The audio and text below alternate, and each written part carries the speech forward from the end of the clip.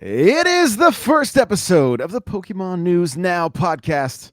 I'm one of your hosts, Josh Schmidt, aka N64 Josh, and I got DJ with me. What's going on? Hey, this is awesome. It's exciting. Episode 1, a Pokemon adventure. This is a brand new venture. We got the website, pokemonnewsnow.com. You guys can check that out very soon. And we're going to be doing podcasts. There's going to be YouTube content. We're going to be everywhere, all the places: TikTok, Instagram, Facebook, Snapchat, Farmers Only. Just kidding.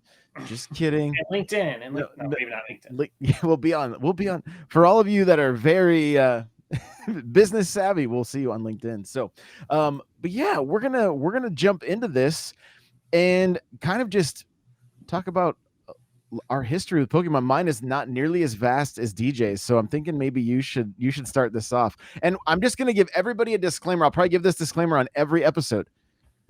I'm a little old for Pokemon. All right, I usually say Pokemon in my Discord. They would often give me a random Pokemon and say name this thing. So I may say random names. It is not intended to upset anybody or trigger anybody. That Please don't that leave us. makes this fun. You Please know, don't leave us bad reviews. So, yeah, um, we're not taking ourselves too seriously. We're here to have a good time, and make some fun content and talk about Pokemon. So exactly. Well, take it away. What's kind of your history? You got a Pikachu behind you. I know you got a handful of games next to you. Like, I do, yeah. So let's see. Um, I found Pokemon in the late '90s, like I don't know, '96, '97. Whenever they came to the U.S., I was very young then, so it came to school and you had the Pokemon cards in elementary school, and then you had Pokemon Red and Blue came out, and I got Red, my brother got Blue. We started playing them, and then you had not too long after schools started banning Pokemon from schools and stuff like that whole era. That was when I first started, and then I fell off after their season one of the TV show and the first games. I fell off most of the way until I was an adult. Like I went back and played it every once in a while growing up, but it wasn't until like 7, 8, or 9 years ago. It's hard to pinpoint. Right around when my eldest kid was born, that I picked up Pokemon Diamond on the 3DS and was like, I'm going to try one of these because I liked it as a kid, and I've always enjoyed video games. So I picked it up and played it through, and then since then, I've gone back and beaten every single Pokemon game. I just was hooked. I was like, man, I realized why I liked it as a kid. So it's awesome. I love the collecting aspect of it. I actually have here. I'll hold up and show. This was my first Game Boy, the Pocket. So, and then this was my first Game Boy game, Pokemon Red. I've also got Blue are and those the Yellow. originals? Like, are they they're what you had as a kid? I wish they're not, but they are original, authentic. I've checked them all. We got Blue and Yellow here. I had to hunt them down as an adult, but I went back, and I like to collect video games, but I like to collect stuff that has like meaning to me. I don't just go around collecting everything. So, and then we got Super Game Boy, which is one of my favorite pieces in my collection because you can actually stick that right in there and play it on your TV. And I actually do that every year. I go back and play this on the TV and beat it. So, Really? yeah, the kids like to watch, and I just love the original game. Something about it, the old black and white red version with the old music, and it's pixely. It's cool. Very cool. Yeah, I love that. I love that. I was just So kind of that's me digging and through Pokemon. So what about you and Pokemon? me and Pokemon. Well, as a kid, I was 8 years old when the Game Boy came out. Okay, 1989. I was 8 years old and continually begged my parents for one. Never got one. Never got one. And so it wasn't until I was in my 20s and had I bought a Game Boy Color for a long trip I was going to be taking. And I bought Pokemon Yellow and Mario Golf. Mind you, Pokemon was pretty much the first, what I would consider like the first JRPG that I ever played all the way through. Like that I ever played all the way through. And that was on Pokemon Yellow. I had a great time with it. Didn't really go back to it at all until like the Switch came out. Now, I have a small collection of games. I have Blue. I have my original Game Boy Color that I don't have. I had the green one. I've since got it again.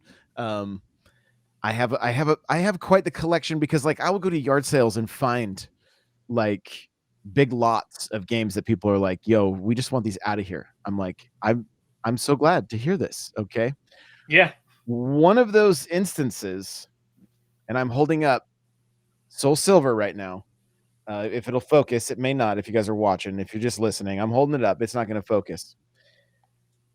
I got that, a purple 3DS, Pokemon Dungeon, I think, right? Is there like a dungeon game or something Yeah, like the that? whole series, yeah, Yeah. dungeon series. It was a 3DS game. I have Diamond and Pearl. Not quite sure where those came from, but I got this Soul Silver about 2 to 3 years ago with that purple 3DS for $10. Oh my gosh, what a steal! I wish I could find stuff like that around here, man. People in Florida, the garage sales and the flea markets are intense down here. You don't get no good deals. People are like on that eBay, man. They're checking it. You know, here's the little pro tip: if you're out hunting, ask people that are having garage sales. A lot of times they leave games in their attic thinking nobody wants them. And then they'll be like, "Oh, hang on, let me go get that box for you real quick. I just want to get rid of it." And they'll sell it to you for nothing. I literally bought a box that had 5 different Game Boys, from the SPs to the Advances to the originals, to the e-reader, I have a Pokewalker from picking up lots of games somebody threw. I think it was in a box of 64 games. So I have a Pokewalker that works. Like, Wow. I've changed the battery in it. And so as random Pokemon stuff comes my way, I'd never get rid of it. I always hang on to it, even though I don't have a ton of nostalgia for it. And so, like I said, I know I have Diamond and Pearl, Soul Silver, Blue, and then I think from there it really moves into the Switch games. I think I've got both Sword and, all of the current Switch games. And I'm actually on the last area of Arceus right now. I was even playing a little bit today, and one of the community members over in the N64 Josh Discord, actually, he loves to help me out with Pokemon. So anytime there's a new game, I will end up with all the starters right away, and sometimes end up with real high level, like the legendary or whatever. As I'm like halfway through the game. Right. Well, yesterday, shout out to Antoine. He was like, "Hey, you need any help? Let me know." I'm like, "Okay." I mean, I don't what do you feel like doing? He's like, "Anything you want." What team? I was like, "How about all the evolutions?" He's like, "I got you." And so he just went through and he's like, "I don't have all of them. Some of them they don't evolve until you have good enough like friendship or something with them." Right. So yeah, we're just chatting. I'm playing through the game. He's getting those things to evolve, and I have to beat the section of the game that I'm at, I believe, so that I can trade again, because I had the way the story progressed, I wasn't able to trade. And so I think I'm at a point now to where we can trade, and I'm gonna have the team of Eevees to finish out Arceus with. So I'm looking forward to finishing that one. But it wasn't until I got back into Let's Go. I picked up Let's Go Eevee. I got both of them. I've got the little Pokeballs here for playing the game. I got to tell you, there was something nostalgic and super fun going back. Yeah, there you go. Yeah, I'm holding mine. I've got a couple of them because I got the different packs that they came in or whatever. And I think my one and only shiny that I've ever caught was in Let's Go Eevee. And I was like, "Yo, what's up? Why is that little skull dinosaur green? Is he not feeling good? Do I got to give him medicine? Like, is he sick or what?" And like the Twitch chat was like, "It's a shiny!" Like, they were all going crazy, and I'm like, "What's a shiny?" I had no idea. Gosh. That's funny.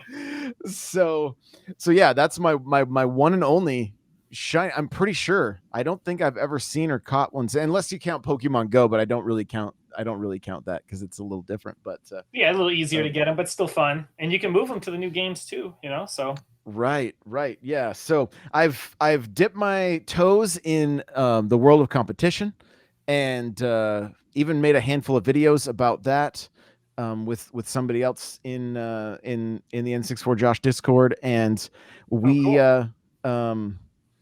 yeah, just kind of a beginner's guide more or less, because I was like, I don't really understand this. I know it's like a chess match, right? More or less. And so really, to be perfectly honest with you guys, I don't even know all of the matchups. I couldn't tell you what I think. I think I learned today that maybe water's good against ghosts, but I don't even know if that's accurate. Like, it's such a massive game of rock, paper, scissors. I'm like, how does everybody memorize this thing? Well, I Like, know years ago you used to have to pull up a type chart when you're battling online with people so you could tell and double check it. And nowadays, most of the newest games, right, they have it built in so you can kind of tell what's super effective and all that. right. But Yeah, that's it been is still, helping me a ton. That's been helping me out a ton. I don't even know all of them, but I have a good enough gist of them that I know like which ones are not effective. I know which ones are super effective, and then the rest are really just normal effective usually, right? So Understood.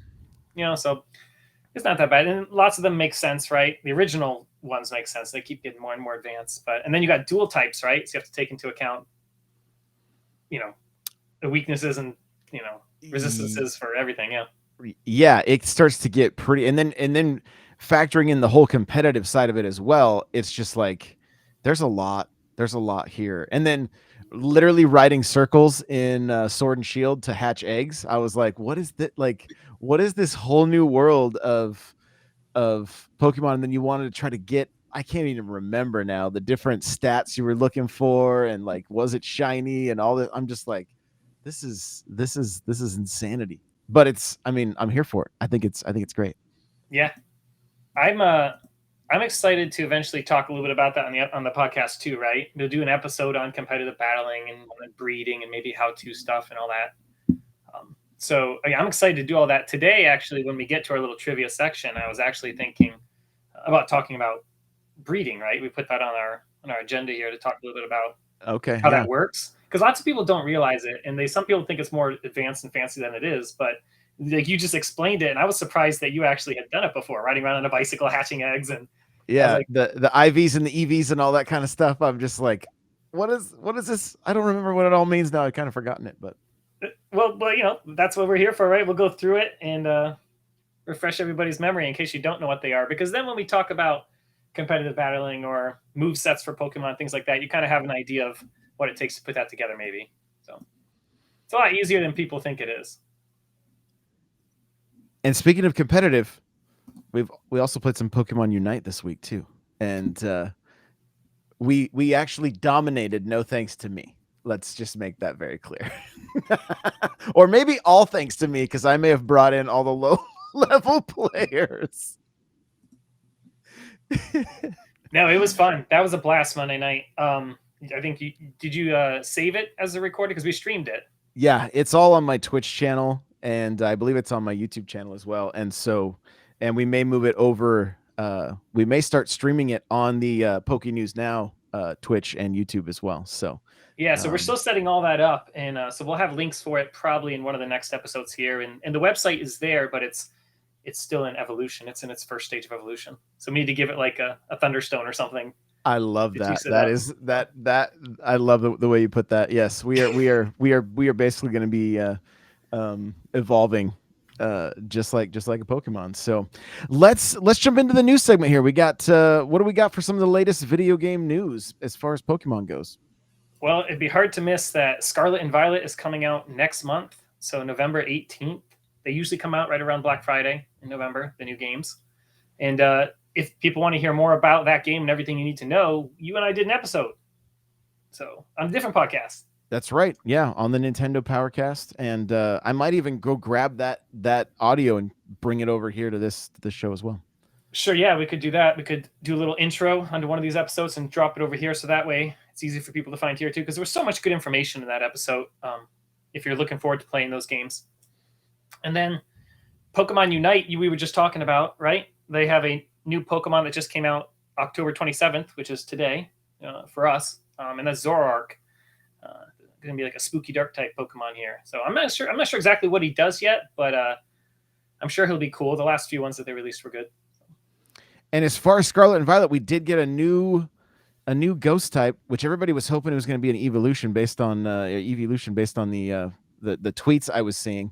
Probably the funniest tweet I saw was, you give different stones, right, to different EVs. this one was like to make an Eevee ghost evolution, just just hit it with a brick, and that will.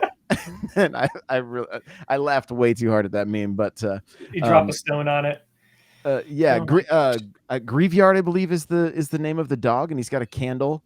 And if you look closely at the video, they're basically like set up in like a almost like a seance circle, the way the candles are in the dirt. And Oh so wow. it's an interesting new Pokemon, pretty adorable, honestly. And I definitely would change his name to Candle Pup, because that's just that's just what I do. I change their names. One question we should answer: what Yeah. is your favorite Pokemon? Gyarados. Okay, all right. What's your favorite? Kung Fu Panda, otherwise known as Urshifu, right? Oh, So he's cool. I have to, because a kid of the '80s. I mean, I, I just automatically know karate, even if I don't know karate, right? So so I'm I wearing a was, Cobra. I'm wearing a Cobra Kai T-shirt. hey, there you go, There there we you go. go. So yeah, I don't know. I thought once he fully evolved, I was like, yo, that's pretty that's pretty rad. So um so there you go. Uh there's some Pokemon giveaways going to be happening, huh? Yeah, yeah. So Genesect and Volcanion are happening right now. You got to get in there in the next couple days, though, to GameStop, and they're giving out those little cards again that they always do, right? So Yeah, and if they try to make you buy something, tell them that's not what they're supposed to do, and just make them give them to you. yeah, you tell them N64 Josh told you Yeah, that you don't have to buy anything in GameStop. I've got insider information, so you don't have to spend money to get these free Pokemon. Definitely not. So, and then the next one is Marshadow right after that. So if you miss these two before October, what 29th is it there? Yeah, then October 29th. 30th. Yeah, they're switching over to Marshadow. And he made his debut in the Pokemon I Choose You movie. It came out a couple years ago in theaters. Interesting. If you haven't seen, if you may not have seen a lot of Pokemon movies. If you don't watch them, I don't watch all of them. That is a must watch. Pokemon I Choose You is a remake of the first ever anime episode where he gets Pikachu, Pikachu shocks him, and he kind of drags him through the dirt, and then Pikachu saves his life. And it's that done over again, but then it goes an extra hour further than it. So it's a fantastic movie. Okay. Definitely, I watched it twice in theaters, and I watched it a number of times at home. And I don't even watch all the Pokemon movies. Just that one. That one's good. Okay, I've seen Detective Pikachu, and that's it. So that was fun too. I liked that movie, so I'm not sure what the general consensus is on it, but I thought it was cool. I loved it. Like, it made me a bigger Pokemon fan. I can tell you that much. Like, made me want another. Like, I just want more in that world. I want to see more live action Pokemon. I thought it was just done very well as far as that goes. Yeah. Talking Pikachu. Whatever. I can take it or leave it. But I think that they actually hired there was like a guy on the internet making realistic Pokemon a long time ago. And I think they actually hired him and brought him into the studio to have him help. Some of those ideas when they did it. Yeah. That's cool. That's cool. We got a little bit of news from the trading card game as well. Mm-hmm. So let's see. We got a set that just came out and then a set coming out. So September 9th, they had Sword and Shield Lost Origin was released. And then November 11th, coming up here, is going to be Sword and Shield Silver Tempest. So, I mean, they release these things, as you can tell, like hotcakes. Every 2 months, they've got a new set coming out. Got it. Fun fact, the Pokemon trading card game has made some $50 billion. Just the trading card game, printing cardboard. Wow. And 9 billion of the 50 was this last year. It's not slowing down. It ain't slowing down. It's speeding up. It's I think more and more. My gut feeling is TikTok is playing a factor in that. Watching people open all the time. Mm-hmm. Like watching people. I mean, I have a feeling I'm going to start opening packs, and I don't even know where I'm going to store them. That's what we're going to do. We're totally doing that. That's one of the pieces of content. That'd be so much fun. Rip open packs on air. I've always wanted to do that. So, and I'm a big Magic the Gathering fan, and they do that all the time for Magic cards too. So okay. Pokemon, man, that'd be so much fun. We're doing all right. Well, there we go. And then what you do is you take an axe and you chop the pack in half before you open it, and then you open it to see all the money you chopped. I'm just kidding. There's a guy who does that on YouTube. Oh my gosh, that's terrifying. He does it with really expensive packs too. People like mail them to him to chop in half, and then he looks at what he chopped in half. Oh, that's brutal. That's brutal. Okay, well, we got some movies and TV news as well. Yeah, you can cover those if you want. Yeah, Pokemon Arceus Chronicles premieres on Netflix September 23rd. So that would have been last month. And then Pokemon Ultimate Journeys, the series premiered October 21st. So just came out. Yeah, my kids And started watching those episodes this week. So are they enjoying them? yeah, they are. They're a lot of fun. They're with Ash, and the secondary main character is named Go, like Okay. Pokemon Go. Nice. But they're cute. They're fun, and it's Pokemon. What can you do? It doesn't change. It's Ash is the same age for 20 years straight. So he's always 10 or 13-year-olds old or whatever he is. So it never ages. I love it. Moving on though, you got a little trivia segment here for us talking about Pokemon breeding. I know we're trying it out. It's a new podcast. We're trying out some segments. We'll see which ones you guys like, which ones stick, which ones are fun to do. I thought we'd toss in a little trivia segment, and this would be like you learn something new about Pokemon you didn't know. It could be useful. It could be useless. But this week it might be useful. So I thought we'd talk about breeding, and you kind of already mentioned that for a second. So Pokemon breeding, how much of that have we done? I've hatched a couple eggs. I've hatched plenty of eggs in Pokemon Go. There you go. It's sort of like breeding. Yeah. It's almost the same. Almost. Yeah, so it didn't exist in Generation 1. There was no Pokemon breeding, but there was a Pokemon daycare that you could drop off a Pokemon at to level up. But when Pokemon breeding was introduced, it was primarily done through the daycare, and it still is. Sword and Shield had 2 daycares in it. And you drop off 2 of the same Pokemon in the daycare, one male, one female, and they make an egg. And then you take that egg and you run circles with it until it hatches. You can go outside and run around or carry it with you, but the cheat is to get on a bicycle or something, or rollerblades or whatever the game has, and find a loop or something to do somewhere. You can Google it and find the best area to do this, and you hatch it, and then you grab it. Usually you have eggs going and hatching at the same time, so you have 5 in your inventory with more being made, and you'll just like min-max it to get your maximum effort out of hatching these eggs. And then there's tricks to it, like if you carry a flame body Pokemon with the ability Flame Body or whatever, it'll hatch faster if you have him in your party with the 5 eggs. So you can make the eggs hatch a little faster. After you hatch them, you can check their IVs, which are their inherent values, and that's just their stats. Like if you catch 10 Pikachus or hatch 10 Pikachus, they all have different stats, and they call that IVs. And if you have the very best stats, then he's perfect IVs. There's 6 stats, and you could have all 6 perfect. Generally, people stop at 5 perfect ones because no Pokemon is usually going to use the attack and the special attack stat at the same time. So they'll stop at 5. And it's a lot easier to get a 5-statted Pokemon than a 6. It saves you a little bit of time. And you also have like abilities that get passed down from the parents. So you got to find the right ability you want. Sometimes there's hidden abilities. So you make sure your stats are good. Every time you breed as well, and you hatch the new one, you can breed that one. And it always takes as a gamble of like getting better stats. That's how you do it. You breed 2, you get a new one. If his stats are better, you put it with the one that had the better stats, and then keep going with that as you get better and better stats. And 20 Pokemon hatches later, you've got a perfect statted Pokemon. The easiest way to do this, pro tip, since this is like a little trivia segment, is you get a Ditto and do a Ditto first, because Ditto can breed with any Pokemon. So once you have a 6 IV perfect Ditto, it makes the whole process way faster because it's guaranteed to get a certain amount of those IVs from its parent. So you only have to breed like 4 or 5 times or 6 times. Interesting. Then you've got a perfect Pokemon. And then comes the EVs, effort values. And this has been in every game. Not exactly Generation 1, but there was something kind of like it in Generation 1, a little different. But after that, EVs came into play. And every time you knock out a Pokemon, your Pokemon gets stats. So for example, if he knocks out a Diglett, you get speed stat, +1 speed. And so you're allowed to have 252 plus 252 plus 4.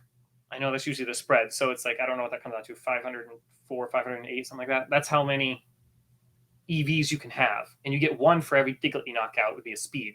But each Pokemon gives you something different. It could be 1 attack, 1 special attack, this. So you go knock out that many with that Pokemon in your party if it's an XP share. It used to be had to be the lead Pokemon in C action. But now if you have an XP share on, it gives them to all the ones in the party. So you could technically go hatch 5 Pokemon, put them all in your party with an XP share, and get all their EVs at the same time. Okay.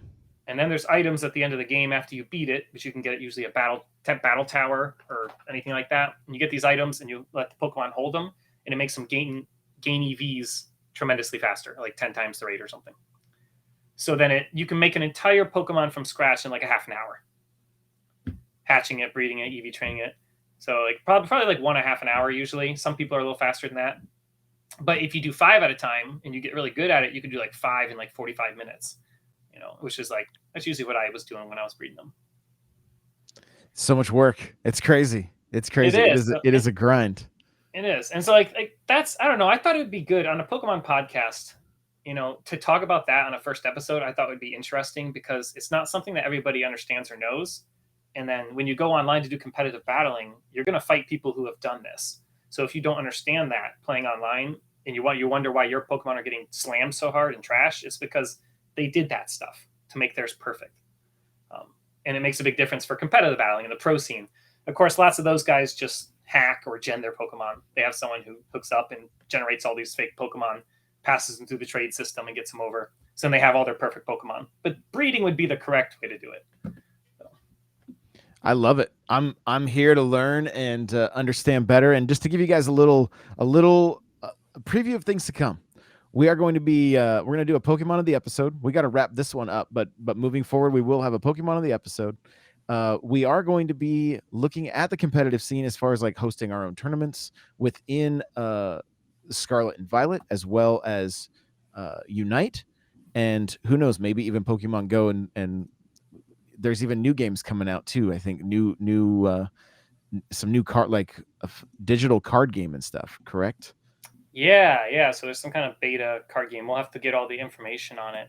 Yeah. So we really, the focus here is community, and we're gonna have places for us to gather very soon, and that's episode 1 of PNNP, the Pokemon News Now podcast.